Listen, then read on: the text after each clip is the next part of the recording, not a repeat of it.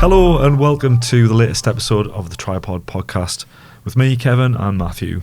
We're going to give you a quick introduction to this podcast that was shot, which was a really good one that we did via a video call. They're all really good, Kev, let's be honest.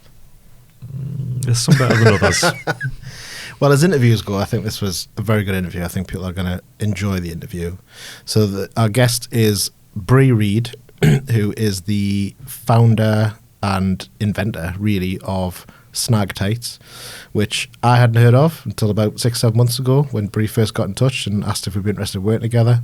We made a TV campaign for Snag and got a lot of discussions going on about what the next things we're going to do are, because that one went very well. But it was just one of those where, as we're talking about in the interview, she's a unique person, I think, and definitely a unique client in terms of how she allows not just us, I think everyone that works with her, but definitely the freedom that we had to kind of just get on and do what she asked for with very minimal kind of tweaking and micromanaging was a breath of fresh air. But generally, I think Brie's a breath of fresh air. I think she, as you'll find out from this interview, she saw an issue, saw a gap in the market, and she has exploited it very well indeed.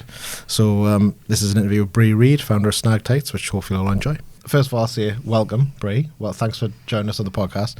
But, you know, you obviously just said there you never know effectively what's going to happen. And I suppose that's how we're in contact in the first place, because I think Kevin had put something on LinkedIn at some point last year that talked about the clearance process and Clearcast, you know, for a TV ad, that kind of thing. And for whatever reason, that was the thing that happened to cross your eyeballs, and you went, "Oh, these guys seem to know what they're talking about," and that's how we got in touch. So it's because people that know what they're doing know how painful Clearcast can be. That's true, yeah. It really can be. It's a nightmare sometimes. Yeah. So in your previous job was a People's Postcode Lottery, wasn't it? And you were involved in the advertising there. So obviously quite a specific marketplace. So had you personally had kind of run-ins on clearance issues before, struggles around that?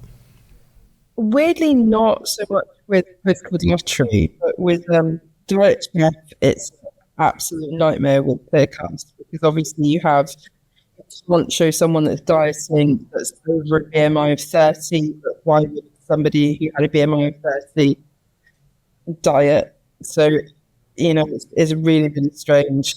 So what sort of argument do you have to put forward then to get Clearcast to see sense? Because in my dealings with them, I find the thing I like about it is it's very logical. If you can just kind of lay out the logical argument that says, well, this is the reason that we're making this claim, more often than not, they go with it. So how did that work for you? Yeah, they do. I think with the dieting one, it's very much just explaining that someone with, you know, a BMI of 30 doesn't need to diet, and it's unsafe in showing someone of a normal size dieting like that. So, and you can get round it. Get round it's a good phrase, yeah. It's a funny one, because when we started doing TV ads, which is probably about 15 years ago, the first client that we did them for, she, I guess, personally had been involved with Clearcast, and she told us, and I guess it was one of those things where we just assumed getting a TV ad on air must be difficult. It just must be.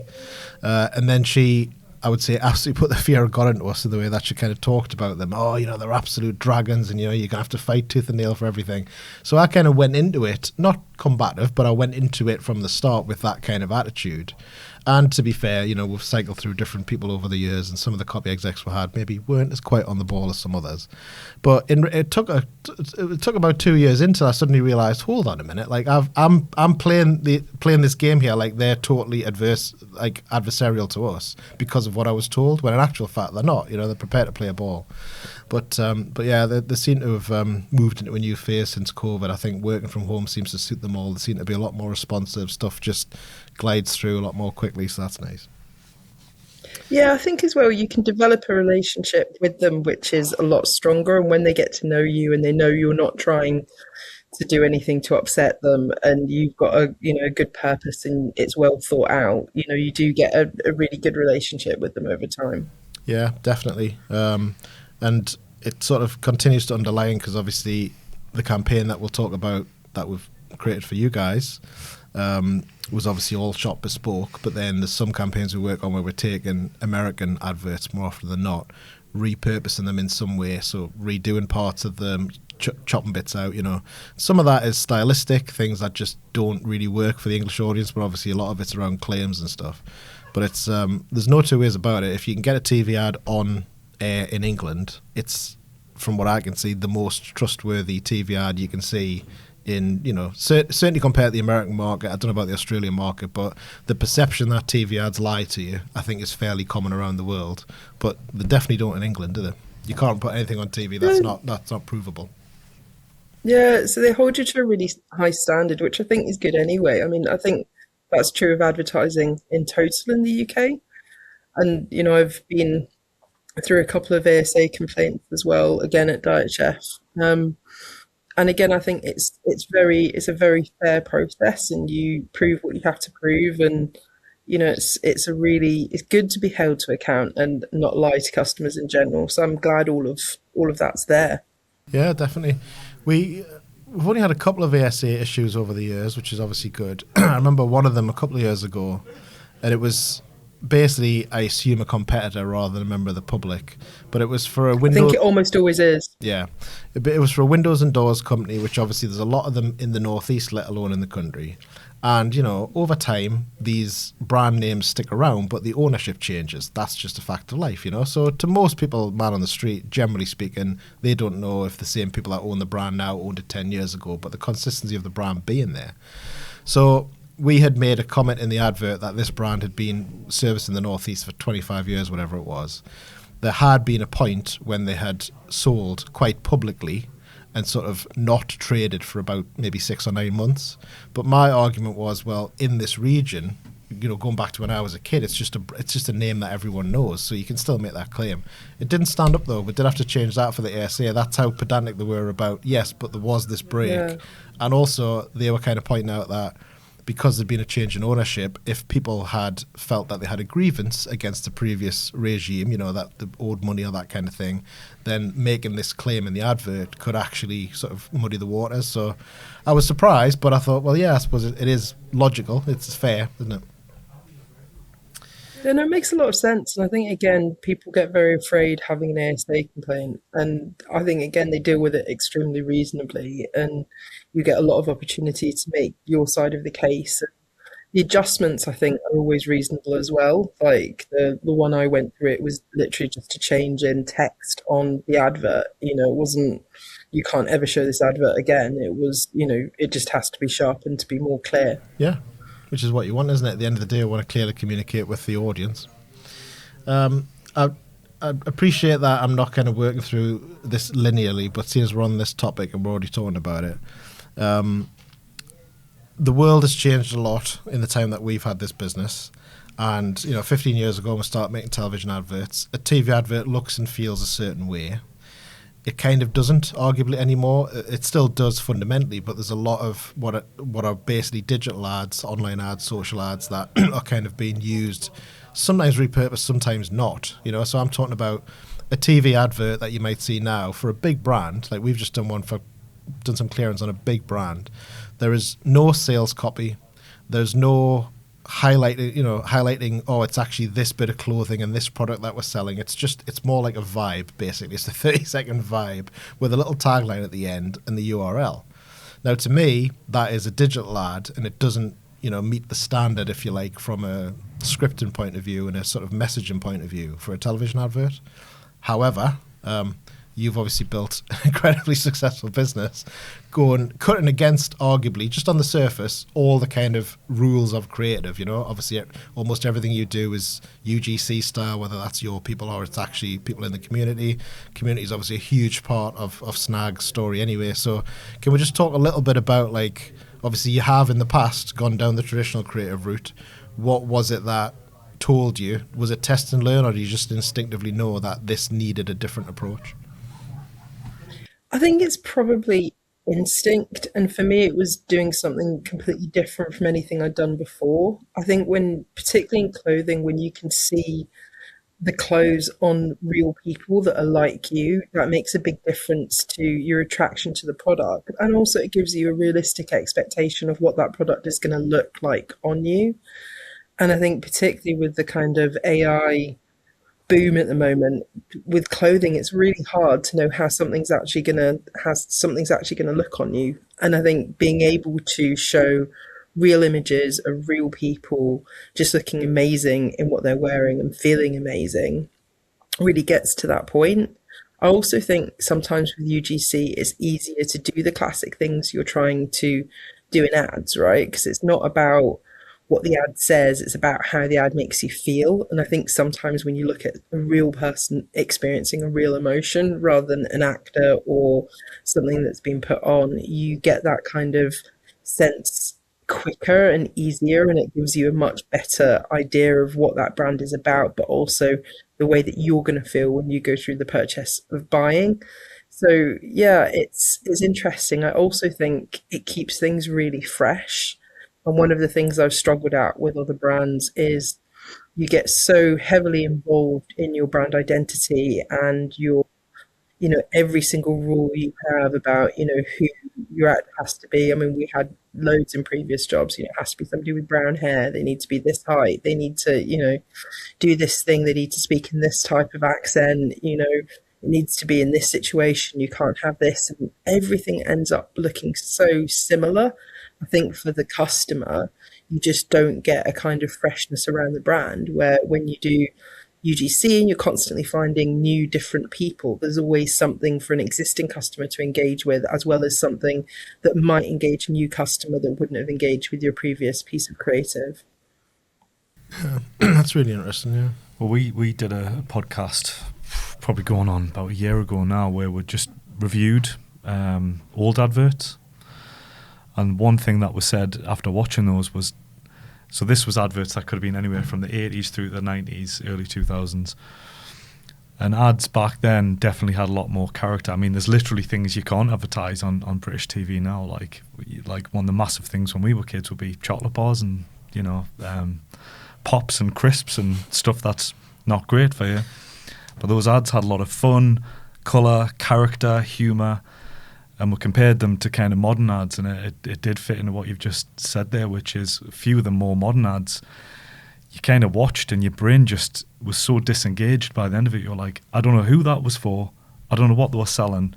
It's kind of like so sanitized that it just had little to no impact. Whereas, as you're saying, this kind of creative freedom that you get with the UGC stuff it's just night and day, isn't it? Yeah, and I know it might be a weird one to kind of compare against, but to me, the car industry is one of the worst for advertising. I think car adverts, for as long as I remember now, are absolutely terrible because you can, in my opinion, take the brand off the advert, and if you then showed it to a panel of people and says, right, who's that for? They wouldn't know because they all look identical. Idea. They all look exactly the same. Exactly, and they're all a victim of technology in that hardly any of the cars that you see are real. The CG versions of cars, because obviously there's a certain adaptability that you can get around that. But basically, you're seeing an unreal car driving through an unreal cityscape that's actually 4 different European cities stitched together on a road that's totally empty, whilst the voiceover inevitably says something completely abstract and random. There was one recently, I think the line was something like, "Whoever said electricity can't be fun?" And I can't get past the rest of the advert because I'm like, no one has ever said that. And also, what's that got to do with your car, But the widely known expression that electricity is not fun. Exactly, yeah. Nobody's ever said. Exactly, but I hear that and I just think, kind of to what you were saying before, there's been various different marketing people and agency people, and they've all sat around and kind of homogenized something into, yeah, that's the line that says what we're trying to achieve. But it doesn't actually mean anything to me who's sitting watching it. It actually turns me off to the advert. The way I bring all this back to Snag is, I do want to talk a little bit about how you got started, but as far as I understand it, you didn't get started with a huge pile of investment behind you. You just kind of went out and did it. So how much of your choices on how you were going to get the message out was practical in terms of, well, we don't have a huge war chest to go and advertise, and how much of it was, I actually feel this is the correct creative route to go down? Because my interpretation of it would be, you're launching out in the world in the traditional sense and going, right, well, we're a new fashion brand in a very competitive marketplace. So there's an argument to say that you could have had very polished creative and spent hundreds of thousands on it and all that kind of stuff. But does it then lead to, if you go down that road, people not remembering the name Snag because it's just another brand? So how much of your thinking was kind of like, we need to do this different? Not just that you thought it was the best way to do it, but like, this is how we're going to cut through. Oh, that's a very astute question. I mean, you're right, we didn't have any cash, so we didn't really have a huge amount of choice but doing it the way that we did it. But at the same time, for me, I was really conscious that to be a new brand in the market, you had to have people remember your name and also remember the way that you looked. And everyone told me that our logo was too colourful, the website was too colourful, that the images were too raw, that the whole thing was just, unpolished, unprofessional. People used to say we looked really hokey, was the word that they always used, which was quite interesting. But yeah, for me, it was all about being memorable, and I wanted people to go away and be able to find us again, because that's where, the real benefit of everything comes in, is the returning customer. And I wanted them to, vividly remember us. And I think the UGC does that. Over the years, our UGC has got, as people have got more used to taking it, has become a bit more polished. And at the start, it really was just, random people who'd taken a selfie pic in the mirror. But, it worked. And I think people now associate that with our brand. And also, we've seen the benefits of it. We have a hugely low return rate. And I think a big part of that, we've got a 2% return rate, is because people see the product on real people, and I think it all adds into this kind of, positive cycle. Yeah, because to me, when you're launching whatever the industry, but particularly in a very competitive industry like fashion, if you're launching a new thing, then what you're trying to get to, I think, is you're trying to build a reputation so that at some point when you're out with your friends and they're talking to like, oh, have you tried this new thing yet? And it's like, oh, it's grown a bit of a life of its own. You seem to be able to shortcut that process to the point where people's first interaction with Snag has given the impression, no matter how many people were actually buying at that point, but from the get-go, you're given the impression there's already a community here. People are already engaging with these products, and it's kind of like, this is already a thing. How come you're not buying them yet? Which I think is quite a clever way of doing it. I think as well, we represented a community that was already there, which didn't have any representation, and I think that really, really helped. People are always like, you built a community, and I'm like, we didn't really. They were there, they just didn't have a way to talk to each other, and they didn't have a voice. And I think people who are disenfranchised with, traditional fashion, it's a huge number of people, and they had nowhere to talk about that, nowhere to, post pictures of their outfit, which wasn't, hey, I look super hot in this, but was, this outfit really makes me feel like myself. And I think giving people the access to those spaces, which were actually curated with their needs in mind, made a big difference to that community. But yeah, we represent an existing community rather than having built it from scratch. So let's talk a little bit about that then, just about the nuts and bolts of how you got started, because I'm right in saying this is your first foray into the fashion world, as you've worked in marketing obviously, but this was a business and a brand that's been born out of basically a personal frustration that you kind of had this eureka moment one day of going, well, if this is an issue that I'm facing, there's going to be other people who've got the same issue. Is that basically how things got started?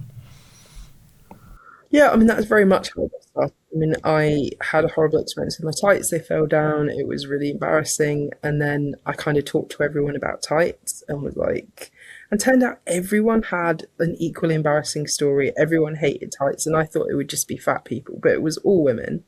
So I did a big survey because I'm a complete numbers geek. I did a survey of 3,000 people, and 90% of them came back saying their tights didn't fit. And it's a $56 billion industry. And that for me was just like, this market is completely broken and somebody has to fix it. And then I was like, well, looks like that somebody's going to have to be me.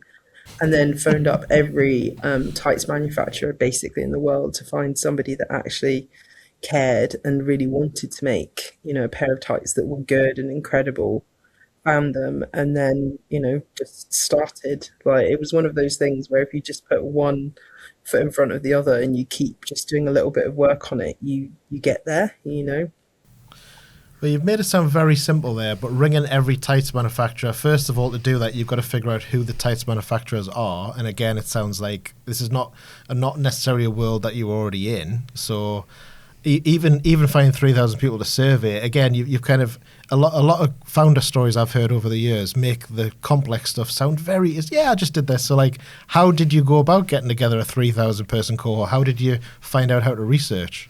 So the research was, part of my background. So I did it on Google Survey, which doesn't exist in its same format anymore. So you used to be able to pay Google to reach people for you. So I think it was 120 quid to reach 3,000 people. And for me, I felt like that was a really good deal. Yeah.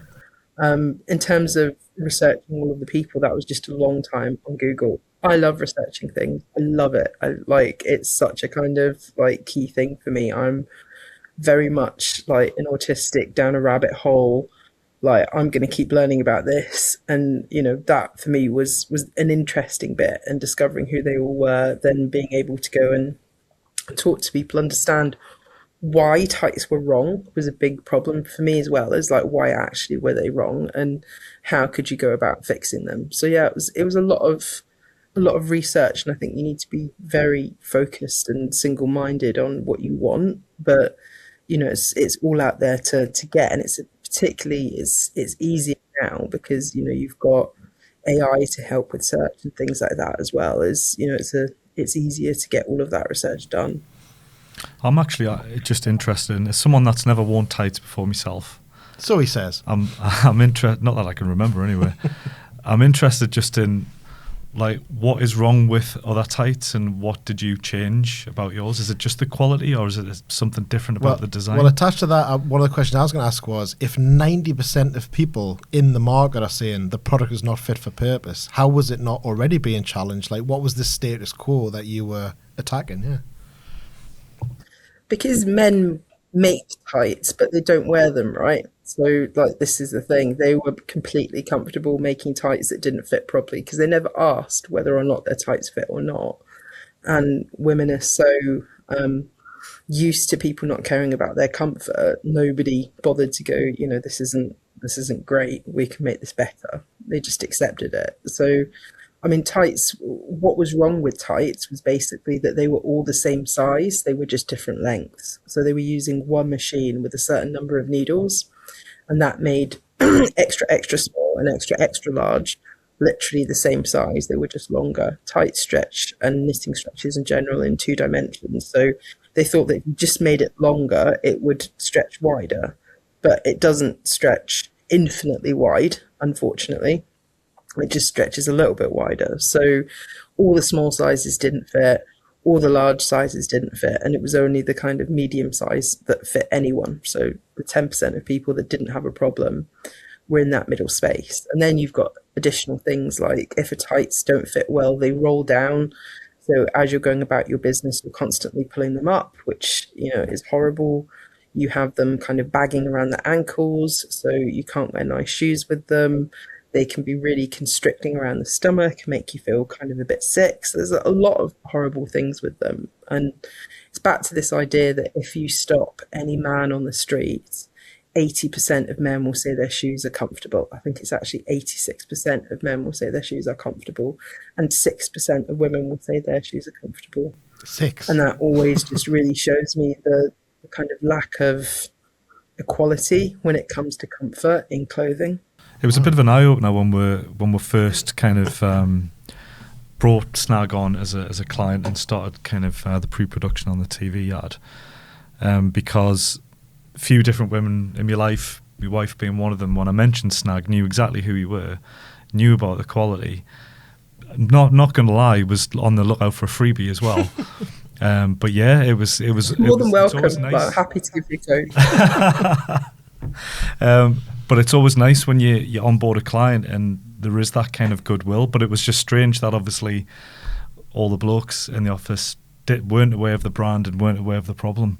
So yeah, it was which overall, I mean, it makes it to me more impressive because you're describing a situation here in which massive multi-billion-dollar worldwide industry. So what that tells me is 90% of people are unhappy with the product, but they keep buying the product because it's the only product they can buy. So they're persevering but being unhappy with it. On the flip side of that, therefore, I assume the manufacturers are quite happy with the status quo before you knock on the door. So you go and, like, this could be applicable to any manufacturing process where things are kind of set in stone, but you're coming up and going, you're doing it wrong and we need to physically change things, as in I know that you change machines and stuff, but you were going to them with quite a hard problem. So I assume most people said, not interested, too much hassle. So how did you find the right partner who actually was open to it and could see the opportunity that you could see? Because when things are going that well, $56 billion and all the rest of it, like, why change from their perspective? Because I also assume, correct me if I'm wrong, but I also assume that at that stage you're talking about relatively small orders that you're making. So again, it's kind of like from their perspective, there's a lot of reasons why they might not want to sort of get on board. So how did you convince them? What was that process like? Yeah, I mean, it was finding the right person. As soon as I did, like the incredible Italian factory we work with are like more like family than they are a supplier. I mean, they are like family, and Francesco and Valeria that run it are incredible. And Francesco is more passionate about tights than I am, and that's saying something. That is saying and something. He firmly believed that there was a better way to do things, and he is so inclusive at heart and so incredible. He just knew already what he was going to do. He'd actually been working on the project separately. He'd been thinking about how to make tights fit better, and really just needed someone to come along and go, hey, I can, can you make tights which are incredible? And he went, yeah. And I went, I think I can sell them. And yeah, it's been a partnership since then. And for him as well, having the feedback from the customers was really incredible. So he'd never been able to get feedback on his tights before. And we started this kind of feedback loop, which meant the tights just got better as we went through it. And that was what he was looking for. But as a manufacturer who white labeled before, he never got that type of feedback on what the product was like. And it's been a difficult kind of time for the tights industry as well. Like, a huge amount of manufacturers gone to China. 90% of tights are now made in China, so it's almost all of them. So there's a very few factories left in Italy and other European countries making tights. So yeah, it's been a very changing time for them, but it's been incredible having a partner that cares as passionately as we do about it. Yeah, well, invaluable, isn't it, to find that right partner, particularly, please take this at face value, this comment, but particularly when you're appearing on their doorstep with no previous track record in this industry and just saying, particularly in this case, someone has already worked on it, and then you've come along and said, this is the thing you haven't thought of, and that's obviously unlocked, the answer, which is fascinating, really. So excellent that they had the right attitude, that they were open to it, and obviously it's been a great partnership since. So I'm assuming you got a lot of no's, not interested, not returning your call. In general, you've already mentioned people, had negative comments about your website, about how you're going to market, everything. Sounded like there's a lot of negativity. You have never struck me as a negative person. You've struck me as someone who doesn't let that affect them in any way. So just talk to me a little bit about how you managed to kind of keep focused on the mission, because I assume you're still working another job at this time while you're busy setting things up. So, like, how did you keep going? How did you keep yourself convinced that you do have the answer and this is the right way to do it? Because obviously, looking back on it now, the evidence is that you are absolutely right, but you didn't know that 100% at that point. So how did you have the confidence and the passion, I suppose, to keep going? I'm just a really weird person. Like, I have a lot of self-belief, and people always ask me, don't you suffer from imposter syndrome? You must feel like an imposter. I'm always like, no. Like, I knew I was right, and I just said no to people a lot. Everyone was like, you should double the price. I was like, no, you shouldn't do colors. No, you should do a nice photo shoot. No, you should do this. No. And it's like, I knew what the customer wanted. And for me, I'm always their voice. So, it doesn't matter to me, how important someone is who's giving you that feedback. If it's not feedback that would make the customer happy, then, we don't implement it and we don't do it. So yeah, it's just a lot of holding ground, but also it's a $56 billion market where 90% of people say that it's broken. Like, the opportunity was there. And, for me, I was just like, I can see it. I'm going to do it. And I'm not going to like question myself about it. And doesn't mean it was always easy. I did have like, particularly just as we were going to go live, I had a real like doubt in just the whole thing about how consuming it would be. And I'm always for change right up until the moment that you're standing at the cliff off change, and then I'm like, oh no, back away. And then it's like you just have to make yourself jump over it. So it's like that's always been a kind of a problem of mine, is that I'm very comfortable making decisions when you can roll them back, and I think that's always the best decision to make, is one that you can roll back. But sometimes you need to take like the Rubicon decision, and you're going to do it, and there's no turning back from it. And those ones, I think you always need to think a little bit harder for. And then if you really, really believe it's right, then you just need to make yourself do it. So when you did first launch, sort of how quick was it before you were like, yeah, this is working, this is going to be a success? And also just in terms of the marketing activities that you were doing then, what was working, what wasn't working for you? Yeah, I mean, so we built the website in a pub. It took about 3 hours. We put the website, I made the ads. Our CTO now made the website. We sat in the pub having a couple of drinks, turned the website live, turned the ads on, woke up to something like 300 orders, and was just like, oh, wait. Oh, well, that worked. That cleared the hangover quite quickly for you then. A little bit better than we thought. And yeah, it happened really quickly. I think we made £10,000 that month. 3 months later, we made £100,000. And then I think it was about 6 months after that, we made £1 million in the month. And it was really, really fast.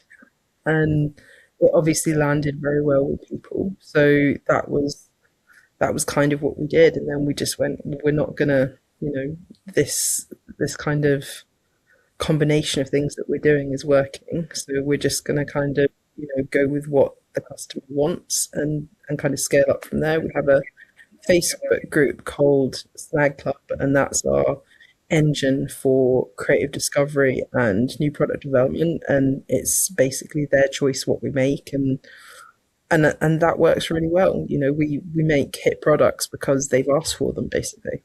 So that's where you're at now, to the point where you're saying all product development is driven by the community.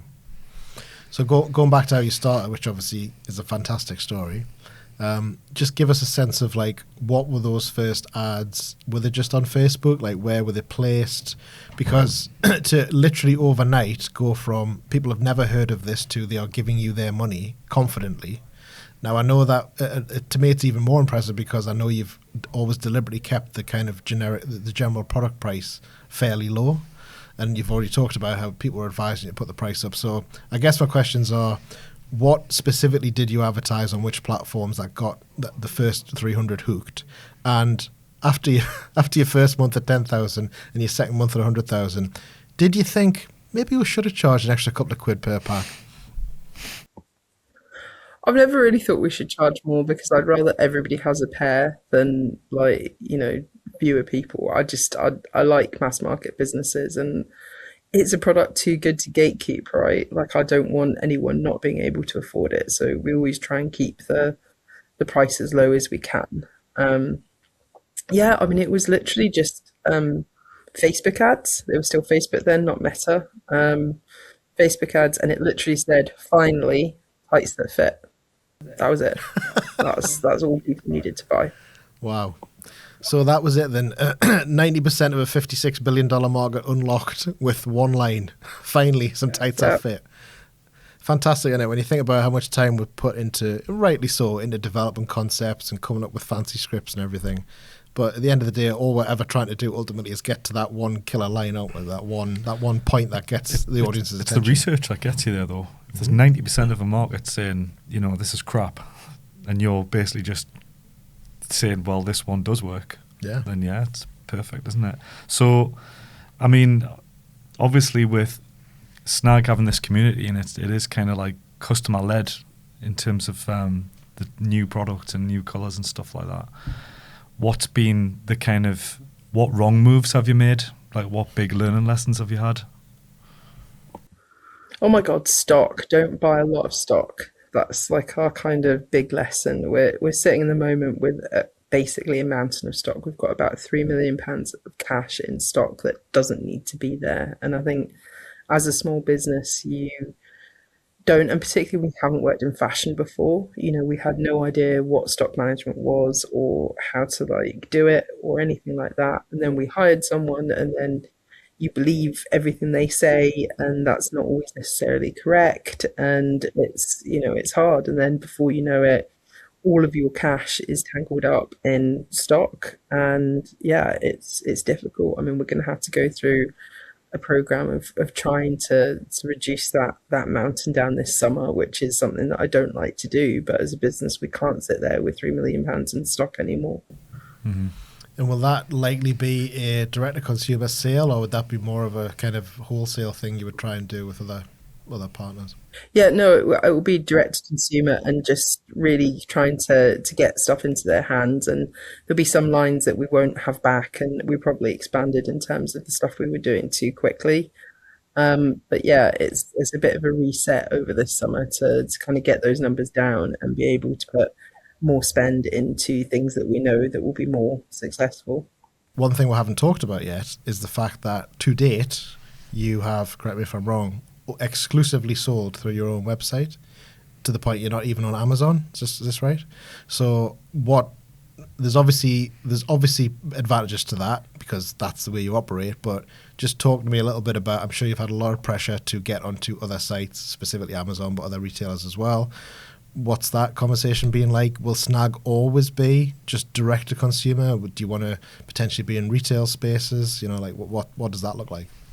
Yeah, I mean that's our big plan for kind of our next financial year, which starts in August, so it's not very far away, is kind of moving into marketplaces, moving into retail. We've got a really amazing kind of trial with Shop Crisis, which are the charity shops of Crisis the charity. So our product is going to go into store there in like mini concessions, which we're really excited to see how those do. Because I think with tights as well, there's a real need to buy them same day for people. And at the moment, we just don't offer that at all. And there's also particularly a terrible plus size offering on the high street right now. So if you're over a size 22, there's not a single shop on the high street that you can buy clothes from. So if I wanted to buy clothes today on the British High Street, I couldn't do it, which is just terrible. So I think there's a lot that needs to be kind of addressed in retail as well. So yeah, we're looking to kind of widen our scope and find people who, aren't just on Facebook and TikTok, and, really let people experience the product same day as well. Might I suggest that it sounds like there might be some pop-up shops in your near future to shift some of this stockpile and also reach these new customers? Yeah, I think pop-up stores is a great way of doing it. We just did we've done a couple of festivals as well, which has been really cool, and getting to see people face to face, but also makes you realize how many people don't know about us, and trying to reach kind of new audiences in different ways is really exciting, because we've only basically done our website for the longest time now. Speaking of how many people do know you, I can't remember the number, but I remember it was impressive. What was your stat about how many women in Australia have a pair of Snag Tights? In Australia, it's 5%. So it's a lot. And even in the UK, you're looking at like about 1 in 14 women. Wow. Very impressive, very impressive. Particularly as we've just talked about, the fact that you have continued to do it all. I mean, I know you've obviously worked with outside partners and agencies, but in terms of keeping the e-commerce, completely in-house and kind of managing all the delivery and fulfillment yourself and everything else, it's hugely impressive. Mm-hmm. I'm just looking towards the end of my list of questions here. I'm pretty pleased with kind of a lot of the things that we've covered. I think it does sort of speak to the sort of things that we want to talk about, which primarily in this case is, I think, just different styles of creative for different audiences and how clearly immediately they can connect.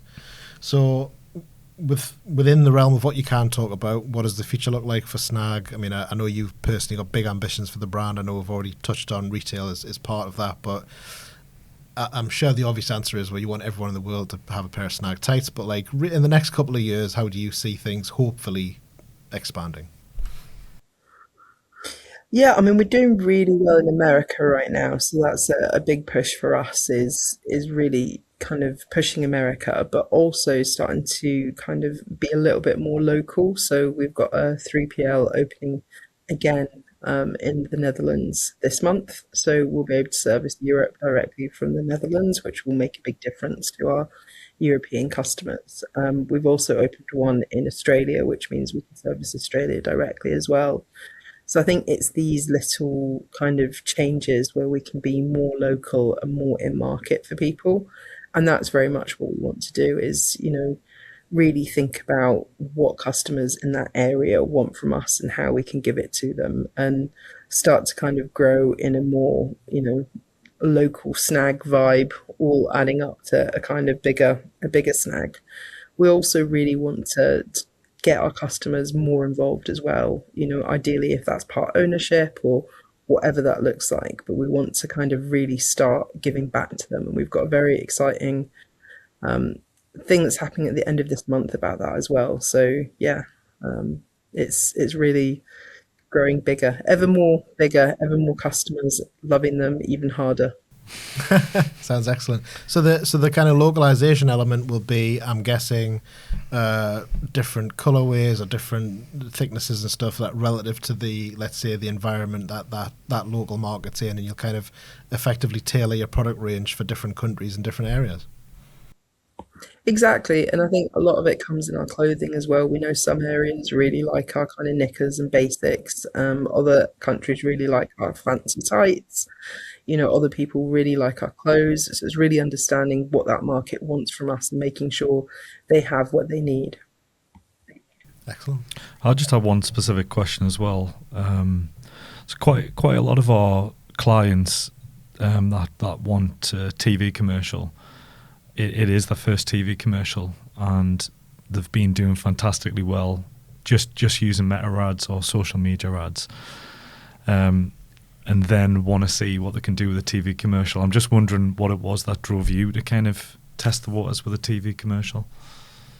I think for me, I've used TV so much in the past, and it's been such a big part of media mixes, and it's like I'm a big fan of giving people a little bit of time to explore the brand. In a digital ad, it's over as soon as you see it, and there's very little attention or time on it. And in a TV ad, I know 30 seconds and 60 seconds doesn't seem like a long time, but it is actually a really long time to introduce a brand. And I think being able to do that, as well as the trust that it gives of not just being some kind of online scam, are incredibly worthwhile and really important parts of a kind of business portfolio now in terms of advertising. So yeah, I think even though the overall trope is always that TV's on the decline, I think there's still a very valuable part that it plays in what's happening in anyone's kind of marketing mix. It goes back to what we said at the start, which is one of the advantages to the UK kind of advertising codes. They're so strict that it does mean the trust levels are huge from the UK audience. So we are finding that a lot of our clients, that's what they want. It is almost like we've been on TV, so that means that it legitimizes the brand and it builds trust with customers and future customers. So it's something we hear quite a lot, actually. Yeah, and there's a lot of instances where, and I would put you guys in this category. What we refer to as the performance plateau. You obviously reach a point where you can keep spending the same money online every month and you'll keep hitting certain numbers, but it is by that point starting to diminish. The returns are starting to diminish, but you just kind of have to go to the next level, the mass audience. And it's interesting in your case that I think you're the textbook example of that, because you've obviously built a massive business purely online marketing, and then you've taken this step forward at a point when anecdotally we're also hearing that the word's already out, people already know about Snag, so to then see a TV ad that further embellishes, the trustworthiness of the brand and how established it is the perfect trajectory. Yeah, so we're not just saying it because we did it, but I think it was very well timed. It's a very good ad as well. Thank you very much. Well, I have to say, I really appreciate the freedom that we got on it. Genuinely, hand on heart, your brief to us was, this sort of content works really well on Facebook. I need a TV advert that looks like a TV advert but is effectively in the same style. And then obviously we work with Josephine, who's obviously, part of your team and a massive brand ambassador and, really passionate about stuff. So all that came across on camera great. She was great on camera. And effectively we did just do a slightly fancier version of what you might shoot on our own phone. But, the fact that we didn't have to hit any particular, there was no price point in the advert. Obviously, it was just purely a brand advert. And of course, the bit that I liked the most was when we're talking to you after the thing was delivered and on the air, and we're talking about something else, and you went, "Oh yeah, we have got brand guidelines, but I haven't even looked at them since we got them made." Like that. That's how relaxed the creative process was. We didn't even get the brand guidelines. Yeah, just go make an ad, and it seems to have worked. So we're very happy. I always think autonomy is a massively underrated thing in creativity, and we try and give as much autonomy as we can to anyone that's creating for us, because I think you're always going to get something with more heart than if everything is, micromanaged. So yeah, that's I think it's an important thing to do, is let creatives be creative. Oh, if only they were all like you, Brie. Well, I was just going to say, I'm sure Brie recalls that she gave us so much autonomy that about halfway through the pre-production process, I went, "This is too easy. Like, what's going wrong here? What are you going to tell me that's going wrong?" She says, "No, just it's all going fine. You just carry on," and you're true to your word. So yeah, gold plated 5-star client, Brie. No notes. You guys were incredible as well. Really appreciate it and love the ad. Like, it's great. And I think having not just the great ad, but really understanding how to work with Clearcast to get it through, and just to really think about the customer and what the customer was seeing, what they want. It was an incredible process from our side as well. So yeah, equally, 5-star partner, absolutely. Well, I wasn't fishing for that, but I'll take it. Thank you. It was really nice because obviously, as you mentioned, we did a 30 and a 60, and the 30 is very much just get the product across, get the name across, make sure people know what the key messages are. But having that 60-second version where we could also fold in a little bit of the real customer reviews and kind of show the community element of it, I just thought really that's my preferred version. The 60-second one I think is really strong because it's infomercial length, but it is not a hard sales ad. It's very much just kind of like as it should be. There's something that you might not know about yet that you should know about because you're in this market and you should know about it, which is excellent. So yeah, really pleased with how it worked out and looking forward to whatever the next adventure is together. Amazing. Thank you for having me. Thank you for coming on. It's been a great conversation, and as I say, we'll have introed you by this point, so I'll just leave it to say thanks for joining us, and hope everyone's enjoyed it. And obviously we'll put some links in the description to Snag, and look forward to speaking to you again soon.